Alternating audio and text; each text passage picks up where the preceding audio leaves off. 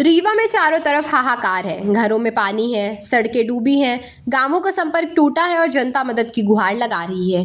लेकिन इसी बीच सामने आया है कि उप मुख्यमंत्री और रीवा विधायक राजेंद्र शुक्ला का दौरा कार्यक्रम जारी है, जिसके मुताबिक 20 अगस्त की शाम रीवा से जबलपुर के लिए प्रस्थान का कार्यक्रम है और अगले दिन जबलपुर, कुंडम और बिरसा सहित अन्य स्थानों का दौरा प्रस्तावित है। अब सवाल यह है कि जब रीवा खुद संकट में है, तब रीवा के जनप्रतिनिधि को सबसे पहले रीवा की जनता के बीच नहीं होना चाहिए। हर साल बारिश से जल भराव होता है, नालों पर अतिक्रमण के आरोप लगते हैं, रिंग रोड के आसपास जल निकासी को लेकर सवाल उठते हैं। नई कॉलोनियां बसती हैं, लेकिन जल निकासी की व्यवस्था पर सवाल खड़े होते हैं और जब बारिश अपना रौद्र रूप दिखाती है तो वही समस्याएं जनता के लिए आफत बन जाती हैं।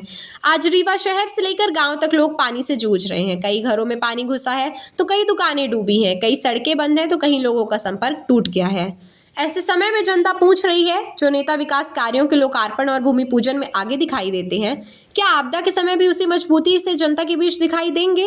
क्या जिम्मेदार जनप्रतिनिधियों की जवाबदेही सिर्फ फीता काटने और शिलान्यास तक सीमित है? विपक्ष और सामाजिक संगठनों की ओर से लंबे समय से जल निकासी, नालों और अतिक्रमण को लेकर सवाल उठाए जाते रहे हैं। अगर ये सवाल समय रहते गंभीरता से लिए जाते तो क्या आज हालात इतने भयावह होते?